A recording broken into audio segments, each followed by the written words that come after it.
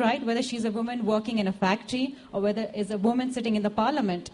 And you need to keep on going. And there was a very good question by this young lady over here.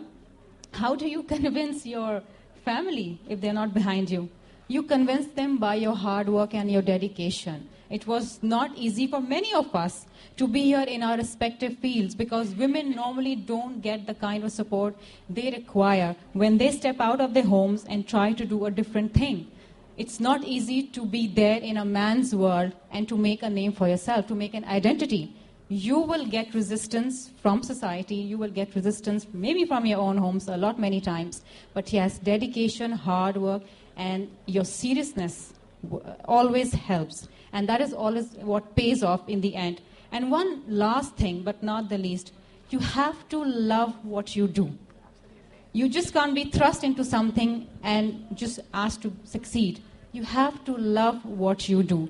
And I think, if I don't mention my Shaheed, Qaid Benazir Bhutto over here, I would be doing great injustice to her. She struggled all her life for women empowerment, for bringing women where they are. I see this great lady sitting here from Women's Bank. It was my leader, Benazir Bhutto Shaheed Saiba, who established the Women Bank, the women's police stations, the Human Rights Ministry, so on and so forth. We have Benazir income support programs, Wasila Haq, Wasila Sehat, distributing land in women peasants.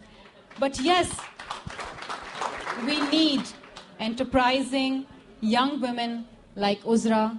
We need enterprising young women from the civil society to come forward. And I think Ladies Fund has given a great platform to turn this huge crisis of unemployment into employment and for making women stand on their own feet. Once again, thank you so much. I see so many bright, young, successful men and women over here, and I would like to talk about each and every one of them. But yes, Amir, I'm sure behind every successful man is a woman. And if Huma hadn't been your wife and so enterprising, you would have been so successful. Of course, Javed Saab, your wife put up with a lot of energy when you were out cooking biryani. So, and I think Uzra belongs to a wonderful family. Our friendship goes back 3 decades, and I see this wonderful mother who's been supporting her daughter and her family.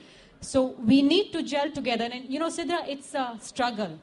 Empowering women is a struggle, and it's a struggle from our own families. It's a struggle from a society. Most of the time, it's the men who are trying to hold us back.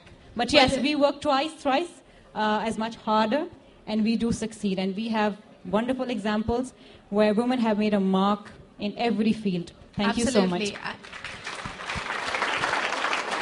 And it's a struggle worth striving for. Thank you so much, Sharmila. Young, enterprising women who've all made their mark. Thank you so much for being a wonderful audience. I'm sorry I had to use my baton as a master of ceremony for things over here. But as I said, each activity, each word, each sentence, each statement that you experienced is actually a lesson.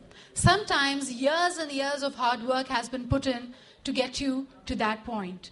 And especially as an entrepreneur, you can never be indisciplined and you can never lose focus. So please give respect to when people are talking. Follow decorums, follow protocols. Sometimes you find them to be binding, but it is really your success formula. So with that note, thank you very much to all those people whose logo you see around there, to Uzra, for participants, for panelists, for people who are here as delegates to listen to us, to sponsors, to student entrepreneurs, to student volunteers. You want to say something?